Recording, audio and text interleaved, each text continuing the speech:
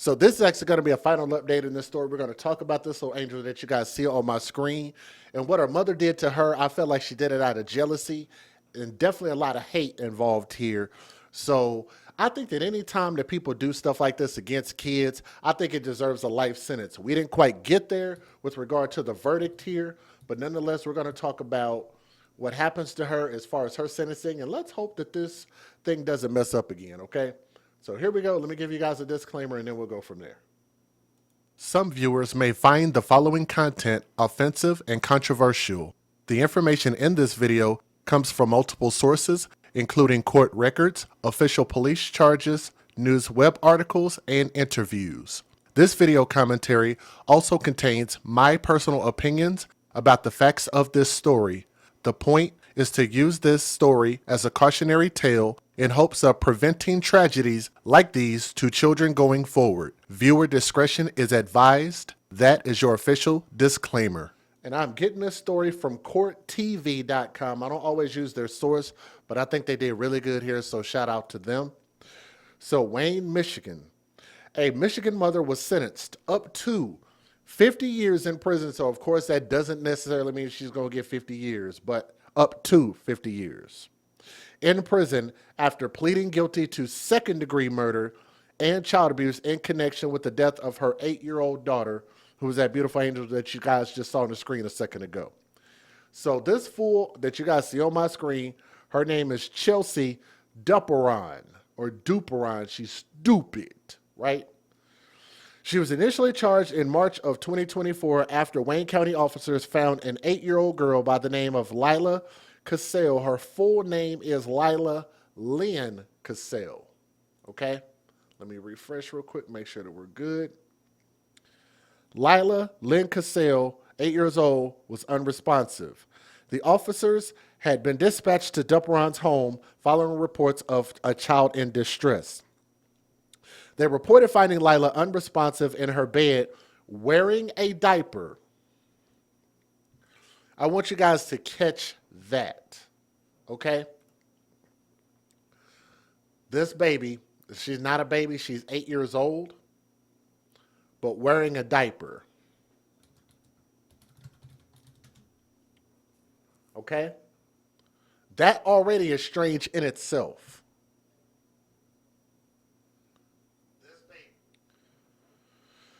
Anyway, prosecutors Aaron Wilmot said the assault on Lyla was brutal, as she noted that the more than 200 autopsy photos showed that there was not one spot from head to toe that was not bruised or marked on the child. Judge Therese Anderson agreed, and she found that Lyla was thoroughly tortured.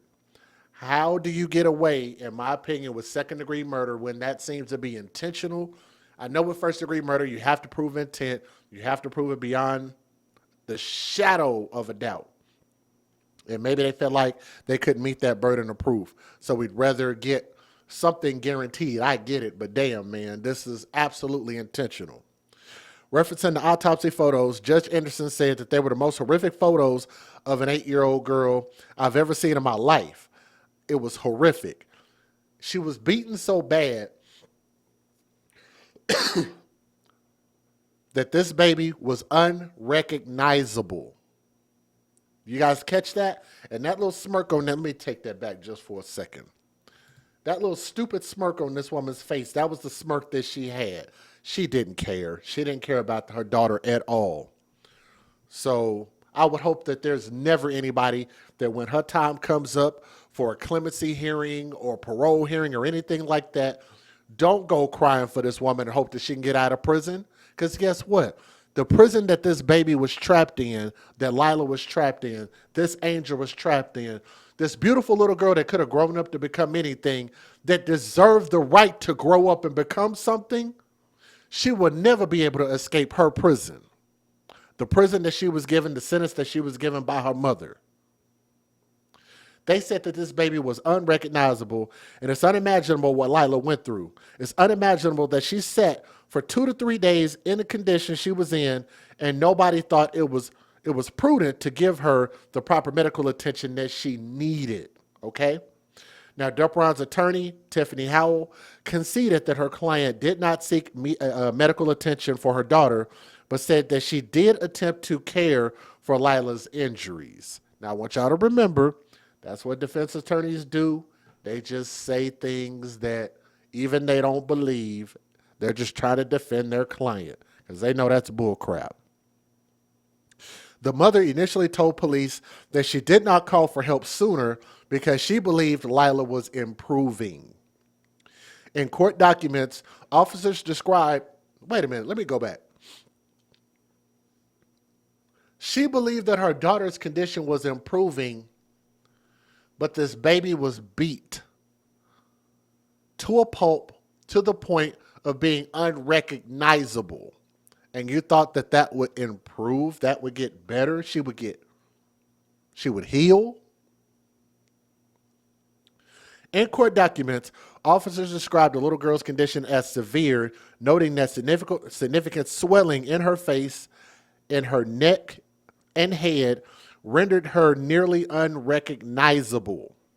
Now, according to prosecutors, an autopsy revealed Lyla died as a result of massive blunt force trauma to the face and head.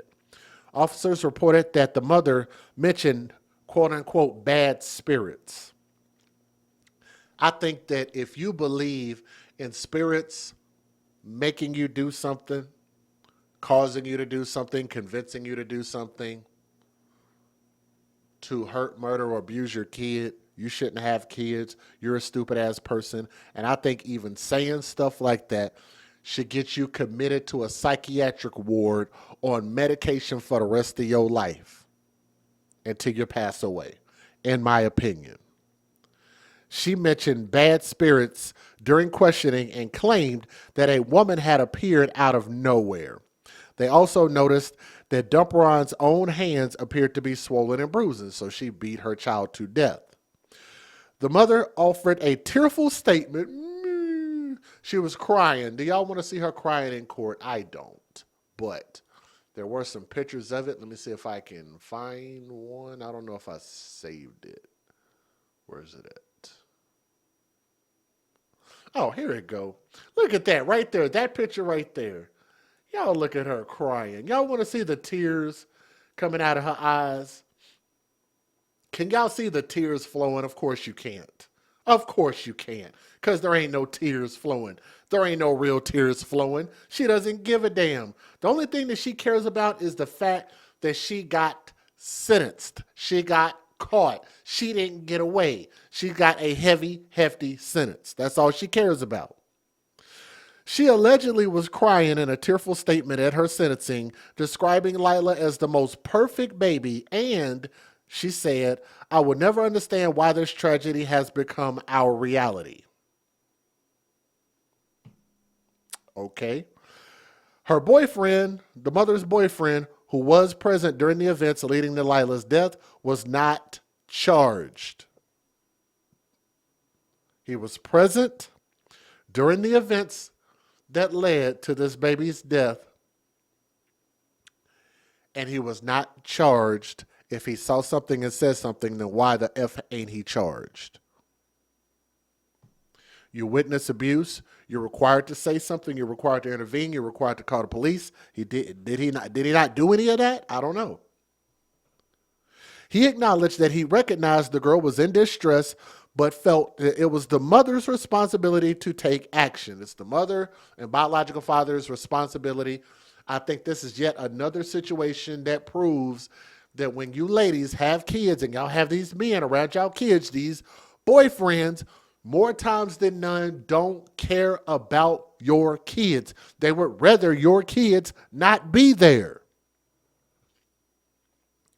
Ladies in the chat, do y'all hear me? Mothers in the chat, do y'all hear what I'm saying? They would, and I've got plenty of cases. I could do this, I don't know, permanently. I don't know. I don't know how long I can continue to keep presenting stories like this to prove my point that these men do not care about your kids in general, not all. All they care about is being with you. They deal with your kids because they only want you. Right? Okay. Judge Anderson sentenced the mother, the alleged mother, to 28 to 50 years in prison. Y'all say y'all hear me? Okay, I appreciate that. I'm glad this microphone is working. Y'all do me a favor and please hit that thumbs up. Let's share in this story. These videos are going to be real quick. Let's get it. Federal law allows citizens to reproduce, distribute, or exhibit portions of copyrighted motion pictures, videotapes, or video discs under certain circumstances without the authorization of the copyright holder. This is called fair use. It is allowed for purposes of criticism, news reporting, teaching, and parody, which doesn't infringe of copyright under 17 U.S.C. 107. The cool part about my channel is the fact that we've got years and years of this where we talked about things like Mom's Boyfriend, where there used to be a website called momboyfriend.com, that this was so prevalent that men just in general don't care about your damn kids. And you said he was an accessory to the crime. I think you really could make an argument for that. But maybe they didn't feel like they had enough evidence. I don't know. But y'all hit that thumbs up, leave a comment. Let me take a look at the 2 news videos. They're really short. Here we go. When investigators arrived at a Wayne, Michigan home on March 16th, they say 8-year-old Lyla Cassel had been beaten so severely she was unrecognizable. Prosecutors say the girl had significant bruising and swelling to her head and neck and was unresponsive when emergency crews arrived to the scene. Lyla was rushed to the hospital, where she was later pronounced dead. Now, investigators say the person responsible for her murder is 30-year-old Chelsea Renee Duperrin, Lyla's mother. Really heartbreaking situation of child abuse. And the law enforcement said it was like the worst case he had ever seen of abuse of a child. I sat down with legal analyst and attorney Dina Saig-Dahl, who says Lyla's injuries were likely the result of repeated abuse. I mean, if you get to the point where your swelling essentially makes you so unrecognizable, that definitely seems like more than just falling down the stairs. And to be quite frank, it sounds like more than just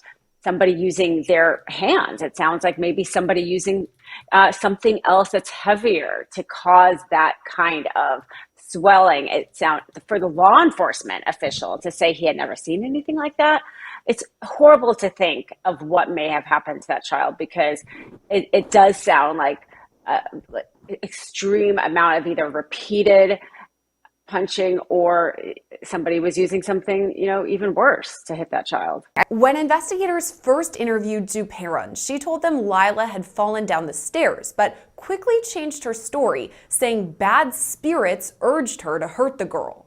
Duperrin was ultimately charged with first-degree child abuse and felony murder. A Wayne woman now charged in connection with the death of her own daughter. The 8-year-old was found by first responders Saturday, suffering from multiple injuries. Investigators say Lyla Cassel died from blunt force trauma to the head, and today her mother Chelsea Duperrin is charged with her murder. 7 Action News reporter Kimberly Craig was in court when investigators laid out some of the allegations against her. She also talked to neighbors about what they thought had been going on inside the family's home. What happened inside this home here in Wayne to 8-year-old Lyla is horrifying, and investigators say it happened at the hands of her own mother. Ms. Duperrin, can you please state your name for the record? Chelsea Duperrin. 30-year-old Chelsea Renee Duperrin showed no emotion as police and prosecutors detailed the horrific acts they say she inflicted on her 8-year-old daughter Lyla. The massive amount of swelling to her head and her face. She was completely unrecognizable. Chelsea called 911 early Saturday morning to report her daughter was not breathing. And when police arrived, they say it seemed clear that the girl had been the victim of a crime with severe swelling to her head, face, and neck. And investigators say Duperrin gave several stories, including that her daughter fell down the stairs and that a mystery woman came out of nowhere and hurt her little girl. But police said Duperrin could not explain the bruises on her own right hand. Officer Rhodes asked Duperrin if her hands are usually swollen and bruised, and she did not respond. While the questions were being asked of Duperrin, she mumbled out loud, quote, I swear to God, this is not me. This sounds crazy, but there's bad spirits. Duperrin stated there was a lady, and she came out of nowhere. Lyla was just placed in a bed. Her mother went out to the store to get diapers because this child could not go to the bathroom. diapers, heating pads, Vaseline, as well as some liquor for herself, while her daughter is laying in bed dying, a slow death. Chelsea Duperon now charged with felony murder and child abuse. Police say Duperon's boyfriend also lived here and saw the child in distress, but figured it was up to Duperon to get her help. One neighbor believes Duperon and the man were in an abusive relationship, often hearing the couple arguing. Just yelling curse words left and right, and it's like you can hear it all the way across the street. From the boyfriend to the mother of the child. And to the child from the boyfriend. Duperon now being held without bond, and she's expected to undergo a psychological evaluation at the jail. In Wayne, Kimberly Craig, 7 Action News. Look, I want justice for these kids all the way around the board, and I think that they got this wrong. The sentence with her, that's about as good as it's going to get, from 28 to 50 years. But I think with the boyfriend, they got that wrong. For him to know that something was wrong and not be able to get him on any type of charge, something that gets him some time in prison, something to hold him accountable also, I don't think he should be off the hook for this. But then again, the primary responsibility falls on the caretaker, the primary caretaker in this case, which is the biological mother. These are biological mothers and biological fathers that continue to fail these children because they bring them into this world with no plan of trying to have any level of, stability for them. They don't come in with a plan. They just have kids and figure it out as they go. And I'm asking America to stop doing it that way. That is not healthy to bring kids into this world. You end up resenting them. You end up resenting yourselves. You resent the mate that you made them with. If you're gonna do this, do it with a like. There should be like an off switch for people to have kids, whether it be a law or whatever. You shouldn't be able to have kids at all until you go out and go apply or go the extra mile to show that you actually want to have these children and provide the best life for them possible. Then you can have them. Now you can turn that switch on. Yes, now you can make your kids, right?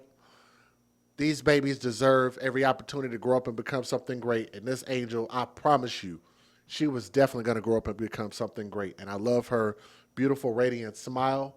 So let me get my favorite picture of her back up here, which is probably this one, Lyla, Young Princess, R.I.P. So we thank you guys for listening. That's going to be the conclusion of this story, the conclusion of this particular saga. But we want to continue to keep speaking for all of our children, okay? Thank you.